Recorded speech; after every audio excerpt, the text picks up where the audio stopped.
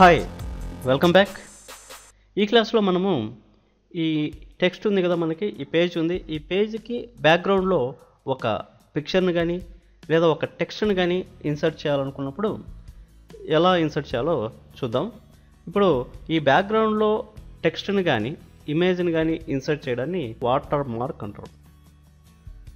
ఈ water mark అనేది ఎక్కడ ఉంటుందంటే చూడండి, ఇప్పుడు మనకు home menu, insert menu, page layout menu ఉంది కదా. ఇక్కడ ఈ పేజ్ లేఅవుట్ మెనూలో వాటర్ మార్క్ అనే ఆప్షన్ ఉంటుంది.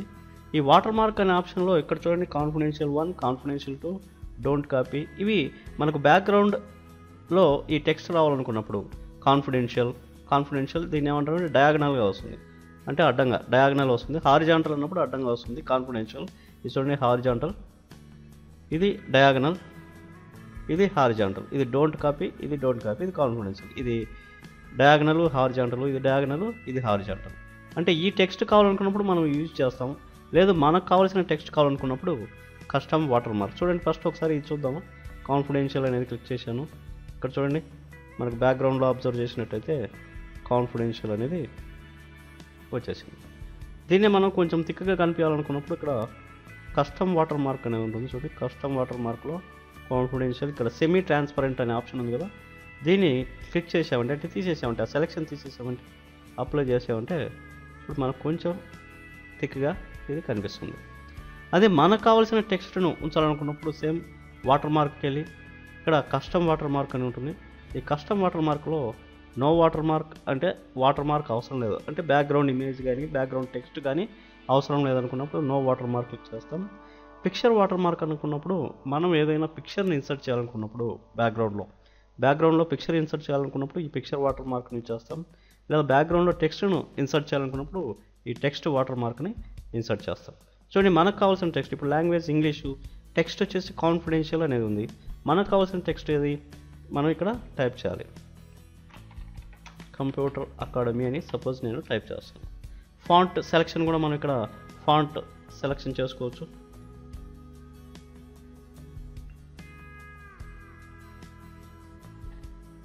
నేను టైమ్స్ న్యూ రోమన్ తీసుకుంటున్నాను.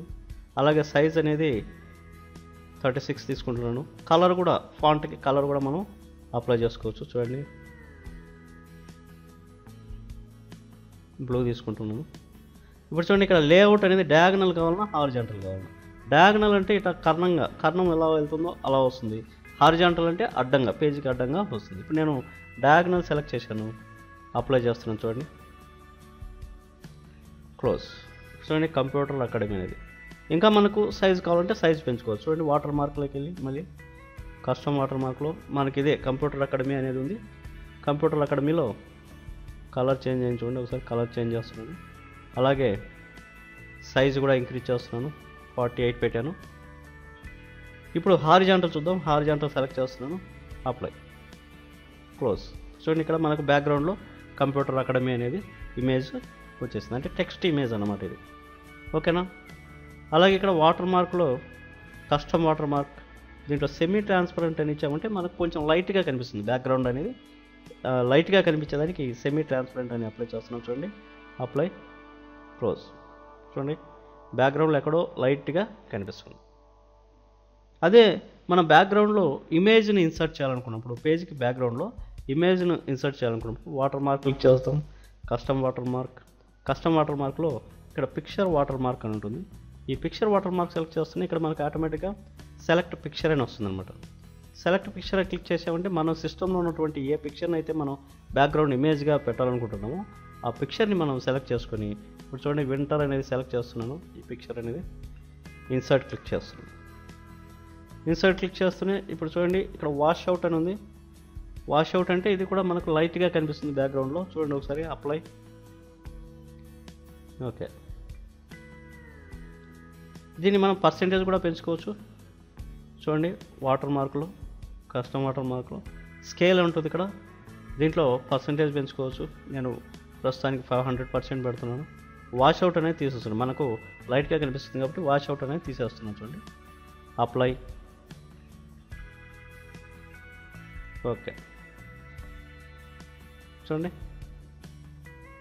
ఇది బ్యాక్గ్రౌండ్ ఇమేజ్ మనం ఏదైనా పెట్టుకోవాలనుకున్నప్పుడు ఈ వాటర్ మార్క్ అనే ఆప్షన్ని యూజ్ చేసి పిక్చర్ వాటర్ మార్క్ అనేది ఉంటుంది. కస్టమ్ వాటర్ మార్క్లో పిక్చర్ వాటర్ మార్క్ అనేది సెలెక్ట్ చేసుకొని మనకు కావాల్సిన పిక్చర్ని సెలెక్ట్ చేసుకొని దాని స్కేల్ కానీ లేఅవుట్ని కానీ అంటే వాష్ అవుట్ లేదా వాష్ అవుట్ అవసరం లేదా అనే ఆప్షన్ని సెలెక్ట్ చేసుకొని మనం ఇలా పిక్చర్ని ఇన్సర్ట్ చేసుకోవచ్చు.